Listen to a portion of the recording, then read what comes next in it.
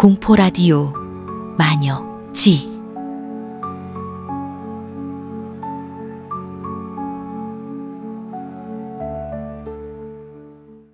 2003년 여름, 서울 양천구 신정동의 조용한 주택가에서 벌어진 사건은 지금까지도 미해결 상태로 남아있습니다. 반지하 집에서 2명의 젊은 여성이 연이어 살해당한 충격적인 연쇄살인 사건. 범인은 흔적도 없이 사라졌고 경찰 수사는 단서 부족으로 난항을 겪었습니다. 하지만 이 사건에는 한 명의 기적적인 생존자가 있었습니다. 세 번째 피해자가 될 뻔했지만 극적으로 탈출에 성공한 당시 24살이었던 김민정 씨. 그녀의 증언은 사건 해결의 유일한 실마리였죠. 그런데 15년이 지나 새로운 제보자의 등장으로 이 사건에 대한 충격적인 진실이 새롭게 드러나기 시작했습니다. 지금도 그날을 생각하면 온몸이 떨려요. 김민정 씨는 여전히 그날의 기억을 생생하게 기억하고 있었습니다. 인터뷰 내내 그녀의 손은 미세하게 떨렸고 목소리에는 공포가 섞여 있었습니다. 2003년 7월 15일이었어요. 정말 무더운 여름이었죠. 그날 오후 2시경 김민정 씨는 신정역에서 남자친구를 만나기로 약속되어 있었습니다. 당시 대학교 2학년이었던 그녀는 여름 휴가를 맞아 연인과 함께 놀이공원에 갈 계획이었습니다. 신정역에서 내려서 약속 장소로 가는데 갑자기 뒤에서 누군가 제 어깨를 탁 쳤어요. 뒤돌아보니 30대 중반으로 보이는 남자가 서 있었습니다. 평범한 인상의 남자였지만 어딘지 모르게 불안한 느낌이 들었다고 합니다. 처음엔 제게 길을 묻는 줄 알았어요. 그런데 갑자기 제 팔을 붙잡더라고요. 남자는 민정 씨의 팔을 붙잡고 갑자기 억지로 끌고 가기 시작했습니다. 한낮의 대로변이었지만 사람들은 연인 사이의 싸움 정도로 생각했는지 아무도 도와주질 않았다고 합니다. 소리를 지르려고 했는데 남자가 주머니에서 뭔가를 꺼내 보이더라고요. 칼이었어요. 김민정 씨는 공포에 질려 저항할 수 없었다고 합니다. 남자는 그녀를 근처 다세대 주택으로 끌고 갔습니다. 반지하였어요. 낡은 집이었는데 문을 열고 들어가니까 냄새가, 정말 이상한 냄새가 났어요. 들어간 집 안의 상황은 끔찍했다고 합니다. 거실에 2명의 여자가 이미 죽어 있었어요. 김민정 씨의 목소리가 떨렸습니다. 15년이 지났지만 그 순간에 충격은 여전했습니다. 한 명은 20대 초반으로 보였고 다른 한 명은 제 또래 정도였어요. 둘 다 정말 끔찍한 상태였어요. 두 여성의 시신은 거실 한가운데 나란히 놓여 있었다고 합니다.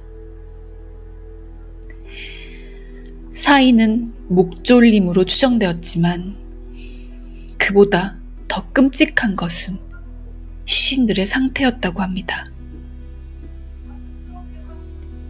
범인이 시신들을 조작한 것 같았어요. 마치 인형처럼 앉혀놓고 방 안은 어둡고 습했으며 곰팡이 냄새가 심했어요. 1시간쯤 지났을까요? 갑자기 밖에서 남자 목소리가 들렸어요. 처음엔 저를 납치한 남자와는 다른 목소리였죠. 두 번째 남자가 도착한 것이었습니다. 김민정 씨는 문틈으로 그들의 대화를 엿들을 수 있었습니다. 이번엔 어떻게 할 거야? 전과 같은 방식으로. 하지만 이번엔 더 조심해야 해. 시간이 얼마나 걸릴까? 1시간이면 충분해. 그들이 자신을 어떻게 할지 계획 중이었어요. 김민정 씨는 절망적이었죠. 그때 기적이 일어났어요. 오후 5시경 김민정 씨를 납치한 남자가 화장실에 가기 위해 잠시 자리를 비웠습니다. 문소리가 들리더니 조용해졌어요. 기회라고 생각했죠.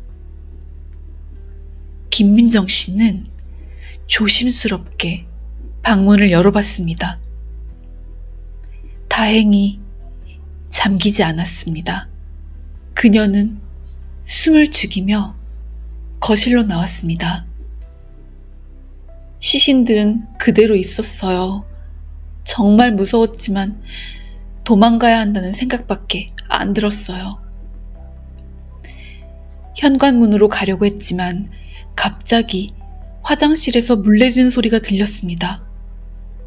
남자가 곧 나올 것 같았죠. 급하게 위층으로 올라갔어요. 다행히 2층 계단이 있더라고요. 2층은 아래층과 달리 깨끗했습니다. 하지만 그랬기에 숨을 곳을 찾기가 어려웠죠. 복도 끝에 신발장이 있었어요. 큰 신발장이었는데 뒤쪽에 약간의 공간이 있더라고요.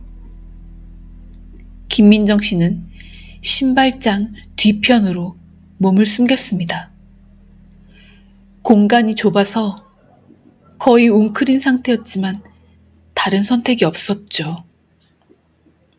그때 신발장이 붙어있는 걸 봤어요. 엽기토끼 스티커였어요. 그리고 바닥에는 아이들이 만든 것 같은 작은 화분이 있었고요. 잠시 후 아래층에서 소동이 벌어졌습니다. 어디 갔어? 분명 여기 있었는데. 발걸음 소리가 들리더니 두 남자가 위층으로 올라오는 소리가 났습니다. 정말 무서웠어요. 심장이 터질 것 같았어요. 두 남자는 2층을 샅샅이 뒤지기 시작했죠. 방마다 들어가서 확인하고 옷장도 열어보고 했습니다. 그때 뭔가 긁는 소리가 들렸어요. 쇠톱 소리였죠. 한 남자가 쇠톱을 들고 있었습니다. 만약 지금 발각된다면 어떻게 될지 상상도 하기 싫었죠. 2층은 없는 것 같은데? 확실해? 다시 한번 봐. 아니야, 여기 없어. 아마 밖으로 나간 것 같아. 다행히 그들은 신발장 뒤를 확인하지 않았습니다. 어둡고 좁은 공간이라 사람이 숨을 수 있다고 생각하지 못한 것 같았죠. 1시간 넘게 그 자세로 있었어요. 다리는 저려왔고 숨쉬기도 힘들었어요. 하지만 움직일 수 없었어요. 아래층에서는 계속 소음이 들렸습니다. 무언가를 치우는 소리, 물 흐르는 소리, 그리고 무거운 것을 끄는 소리까지. 아마 시신들을 처리한 것 같았습니다. 정말 끔찍했어요.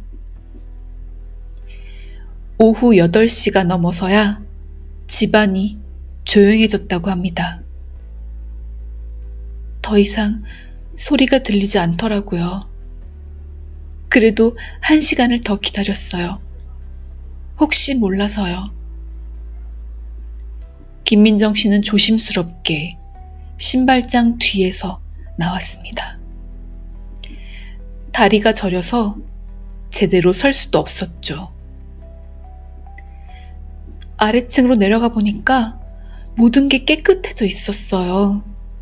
시신도 없고 피도 없고 마치 아무 일도 일어나지 않았던 것처럼요. 하지만 냄새는 여전했습니다. 표백제와 섞인 이상한 냄새가 집안을 가득 채우고 있었죠. 그때서야 현관문으로 나갈 수 있었어요. 또 문이 잠겨 있지 않더라고요. 김민정 씨는 집 밖으로 나와 곧바로 경찰서로 달려갔습니다. 하지만 그녀의 신고는 쉽게 받아들여지지 않았습니다. 처음엔 경찰도 믿지 않았어요. 증거가 없다고 하면서. 하지만 김민정 씨의 진술이 구체적이고 일관성이 있었기 때문에 경찰은 결국 수사에 착수했습니다. 현장으로 가보니 정말로 그녀가 묘사한 집이 있었습니다. 반지하의 다세대 주택, 2층의 신발장, 그리고 엽기 토끼 스티커까지 모든 것이 일치했죠.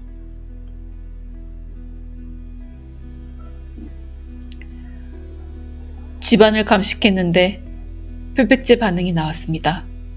그리고 거실 바닥에서 미세한 혈흔도 발견됐고요. 하지만 시신은 발견되지 않았습니다. 범인들이 완전히 처리해버린 것 같았죠. 그 집 주인을 찾아봤는데 1달 전부터 연락이 안 된다고 했어요. 임대료도 밀린 상태였고요. 집 주인은 40대 남성으로 혼자 살고 있었다고 해요. 하지만 그의 행방은 묘연했습니다. CCTV도 확인해봤는데 그날 오후에 정말로 남자 둘이서 큰 가방을 들고 나가는 모습이 찍혔어요. 하지만 얼굴은 식별할 수 없었죠. 모자와 마스크로 완전히 가리고 있었기 때문입니다. 수사는 점점 미궁에 빠져들었어요. 피해자들의 신원도 확인되지 않았고 범인들의 단서도 김민정 씨의 증언뿐이었습니다. 6개월간의 수사 끝에 사건은 미제 사건으로 분류되었습니다. 정말 억울했어요. 제가 거짓말하는 것처럼 보는 시선들도 있었고요. 김민정 씨는 그 후 심각한 PTSD에 시달렸습니다. 밤마다 악몽을 꾸었고 혼자 있는 것을 무서워했죠. 정신과 치료도 받았어요. 3년 넘게 약을 먹었고요. 언론에서도 이 사건을 다뤘지만 증거 부족으로 인해 관심이 점점 줄어들었습니다. 사건이 지나면서 사람들의 기억에서도 잊혀져 갔죠. 김민정 씨는 대학을 졸업한 후 다른 지역으로 이사했습니다. 새로운 환경에서 새로운 삶을 시작하려고 했지만 그날의 기억은 쉽게 지워지지 않았죠. 결혼도 했고 아이도 낳았어요. 하지만 여전히 그날을 잊을 수 없어요. 2018년 어느 가을날 놀라운 일이 일어났습니다. 한 남성이 경찰서에 찾아와 신정동 사건에 대한 제보를 했다고 합니다. 그는 당시 42살이었던 박철수 씨였습니다. 15년 전에 그 집에서 일했던 적이 있어요. 박 씨는 당시 인테리어 업체에서 일하고 있었는데 그 집의 리모델링 작업에 참여했다고 합니다. 2003년 6월쯤이었어요. 집 주인이 반지하 전체를 새로 꾸미고 싶다고 했습니다. 박 씨의 증언은 충격적이었죠. 그 집 주인이 이상했어요. 반지하에 특별한 방을 만들어 달라고 하더라고요. 방음이 잘 되고 환기가 안 되는 그런 방을요. 더욱 놀라운 것은 집 구조에 대한 박 씨의 기억이었습니다. 2층에 신발장이 있었는데 그 뒤에 숨을 공간이 있었어요. 집 주인이 일부러 그렇게 설계해달라고 했어요. 박 씨는 엽기토끼 스티커와 화분도 기억하고 있었죠. 집 주인 아들이 붙여놓은 거였어요. 초등학생이었는데 엽기토끼를 좋아했죠. 화분도 학교에서 만들어 온 거였고요. 박 씨의 제보로 수사가 재개되었습니다. 그리고 놀라운 사실들이 밝혀지기 시작했죠. 그 집 주인 이름이 김영수였어요. 그런데 2003년 8월에 갑자기 사라졌죠. 김영수 씨는 아내와 이혼한 후 초등학생 아들과 함께 살고 있었다고 합니다. 하지만 사건 후 아들을 전처에게 맡기고 호련히 자취를 감췄습니다. 더 조사해보니까 김영수 씨가 과거에 성범죄 전과가 있더군요.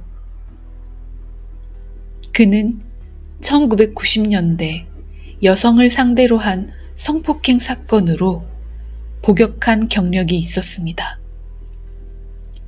그리고 또 다른 사실이 밝혀졌어요. 김영수 씨의 집 근처에서 실종 신고가 들어온 여성들이 있었습니다.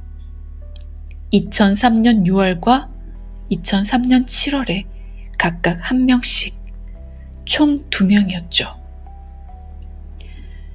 나이도 김민정 씨가 증언한 피해자들과 비슷했어요. 수사가 진전되면서 김민정 씨는 다시 조사에 협조하게 되었습니다. 정말 힘들었어요. 15년 만에 그 기억들을 다시 떠올려야 했으니까요. 하지만 이번에는 달랐습니다. 구체적인 증거들이 하나씩 맞춰지고 있었기 때문이죠. 김영수 씨 사진을 보여줬는데 저를 납치한 남자와 비슷했어요. 경찰은 김영수 씨의 동조자도 찾고 있었습니다. 김민정 씨가 목격한 그 2번째 남자요. 김영수 씨 주변 인물들을 조사하다가 한 명의 용의자를 찾았어요. 그는 김영수 씨의 중학교 동창으로 역시 전과가 있는 인물이었습니다. 수사는 계속되었지만 15년이라는 시간의 벽은 높았죠. 결정적인 증거를 찾기 어려웠고 용의자들의 행방도 묘연했습니다. 그런데 2019년 또 다른 제보자가 나타났습니다. 이번에는 당시 그 집 근처에서 편의점을 운영하던 여성이었습니다. 그날 오후에 이상한 일이 있었어요. 편의점 사장 이모 씨는 15년 전 그날을 생생하게 기억하고 있었어요. 한 여자애가 뛰어들어와서는 전화를 빌려달라고 하더라고요. 온몸이 떨고 있었죠. 그 여자가 바로 김민정 씨였습니다. 하지만 이 씨의 기억에는 이상한 부분이 있었죠. 그 애가 전화를 걸면서 하는 말이 지금 경찰서로 가고 있어. 계획대로 됐어. 라고 하더라고요. 이 씨는 당시에는 대수롭지 않게 생각했지만 나중에 뉴스를 보고 그 여자가 피해자라는 것을 알았다고 합니다. 그런데 계획대로 됐다는 말이 계속 신경이 쓰였죠. 이 씨의 증언은 수사진에게 새로운 의문을 제기했습니다. 김민정 씨를 다시 조사하기 시작했죠. 그리고 놀라운 사실이 드러났습니다. 김민정 씨의 휴대폰 통화 기록을 확인해 봤는데 사건 당일 김영수 씨와 통화한 기록이 있었습니다. 그뿐만 아니라 사건 일주일 전부터 여러 차례 통화한 기록도 발견되었습니다. 김민정 씨의 계좌도 조사해 봤는데 사건 후 일주일 뒤에 큰 돈이 입금되어 있었어요. 500만 원이라는 적지 않은 금액이었죠. 입금자는 불명이었습니다. 그리고 더 놀라운 사실은 김민정 씨가 증언한 엽기토끼 스티커 화분, 이것들이 사건 당일이 아니라 일주일 전에 김민정 씨가 직접 구매한 기록이 발견된 것이었습니다. 모든 퍼즐이 맞춰지기 시작했습니다. 2020년 김민정 씨는 다시 경찰로 불려왔습니다. 이번에는 피해자가 아니라 용의자로서였죠. 처음엔 부인했어요. 하지만 증거들이 하나씩 제시되자 결국 자백했어요. 김민정 씨의 진술은 충격적이었습니다. 김영수 씨와는 인터넷으로 만났어요. 돈이 필요했거든요. 김민정 씨는 당시 학비와 생활비 때문에 어려움을 겪고 있었죠. 그때 인터넷에서 김영수 씨를 만났고 그로부터 특별한 일을 제안받았다고 합니다. 처음엔 단순한 연기라고 했어요. 피해자 역할을 해달라고요. 김영수 씨는 보험금을 노린 사기극을 계획하고 있었습니다. 가짜 납치 사건을 만들어 보험금을 타내려는 것이었죠. 하지만 실제로는 김영수 씨의 진짜 목적은 다른 곳에 있었습니다. 그는 실제로 2명의 여성을 살해했고 김민정 씨를 증인으로 내세워 자신의 알리바이를 만들려고 했던 것이었죠.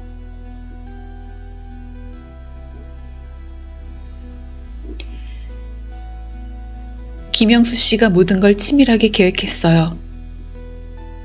김민정 씨는 김영수 씨로부터 정확한 시나리오를 받았습니다. 언제 어디서 어떻게 행동해야 하는지 모든 것이 정해져 있었죠. 제가 목격했다고 증언한 2명의 여성, 그들은 정말로 죽어 있었어요. 하지만 김민정 씨가 목격한 것은 살인 현장이 아니라 이미 살해된 시신들이었습니다. 김영수 씨는 김민정 씨를 데려오기 전에 이미 범행을 마친 상태였죠. 신발장 뒤에 숨는 것도 계획된 거였어요. 김영수 씨가 미리 알려준 자리였거든요. 엽기토끼 스티커와 화분도 김민정 씨가 직접 배치한 소품이었습니다. 증언의 신빙성을 높이기 위한 디테일이었죠. 두 번째 남자도 가짜였어요. 김영수 씨 혼자서 목소리를 바꿔가며 연기한 거였어요. 왜 그런 일에 가담했나요? 수사관의 질문에 김민정 씨는 한참을 망설였습니다. 처음엔 정말 단순한 연기라고 생각했어요. 그리고 돈은 500만 원이라는 큰 돈이었거든요. 하지만 현장에서 실제 시신들을 보고 나서야 사건의 심각성을 깨달았다고 합니다. 너무 무서웠어요.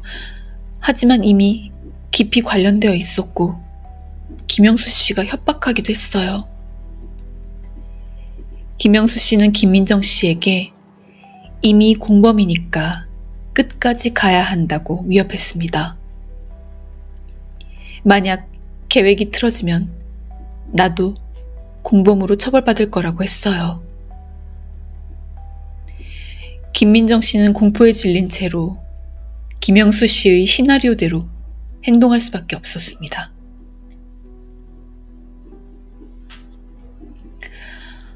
15년 동안 거짓말을 하고 살아야 했어요. 김민정 씨는 눈물을 흘리며 자신의 심정을 털어놨습니다. 매일 밤 악몽을 꿨어요. 하지만 그건 제가 피해자여서가 아니라 제가 저지른 일 때문이었어요. 그녀는 실제로 PTSD에 시달렸지만 그 원인은 자신이 공범이라는 죄책감 때문이었습니다. 결혼할 때도 아이를 낳을 때도 계속 이 비밀을 안고 살아야 했어요. 김민정 씨는 수없이 자수를 고민했지만 가족들을 생각하면 용기가 나지 않았다고 했습니다. 김영수 씨가 사라진 후로는 혼자서 이 모든 것을 감당해야 했어요.